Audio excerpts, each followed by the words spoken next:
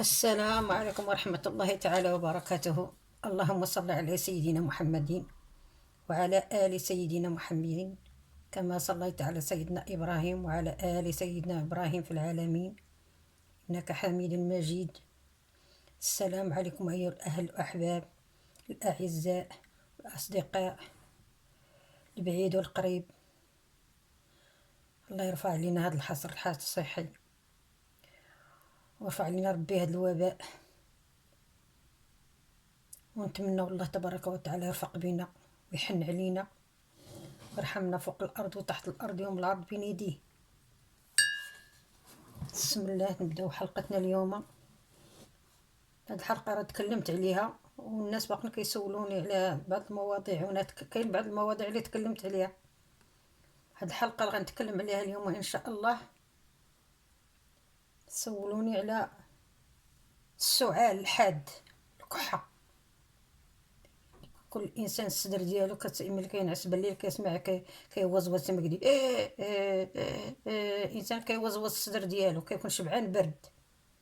الانسان كيكون عرقان وكيطرشو البرد وكيقول ما عندي سوق، وانا في الاخر كيعود عنده مشكل. كترشي بالليل ملي كيسخن صافي كيتزير الانسان من هاد الناحيه، كتجي الكحه صعيبه وعار الحال. ما بحال هادشي كيتسبب منه مرض ديال الجهاز التنفسي ديال الرئه. اليوم ان شاء الله غنوريكم بعض الاعشاب اللي كتليق لهاد السعال الحاد. كاين اشياء بسيطه وني كاين اللي كيعرفها وكاين اللي ما كيعرفهاش. حنا ما نبخلوش على الناس الحاجه اللي كنعرفوا ما نقولوهاش ليهم.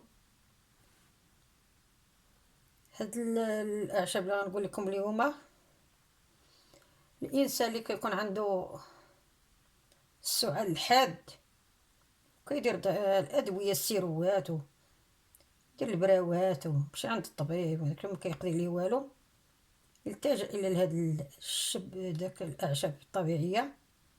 يمكن يكون فيها حل المشكل ديالهم من المرض. الناس كدير اللي عليها والكمال على الله تبارك وتعالى، والنية أبلغ من العمل. هاد الكحة الصعيبة غادي تجي في الشانوج. يقولوا الصانوج، كيقول الحبة السوداء، كل واحد كيقول حبة البركة. الصانوج تجيبو تدقو ديرو فواحد القريعة، جيب واحد 4 البيضات بلديين. البيض البلدي ماشي الرومي، تشري من عند الناس ديال البادية. تجيب ديك 4 البيضات ولا 5، فين ما وصلك غتحس انت بالاحساس ديالك واش الكحة بدات كتنقص. ملي تفيق مع الصباح بلا فطور تكون واقف، تشد ديك البيضه تحلها من الفوق، وتهز ما هز صباعك بحال هكا، هز صباعك بحال هكا ديال الصانوج، وتكبو في الفم ديال البيضه وتشربها. راه غتكبها فمو غتهود وحدها.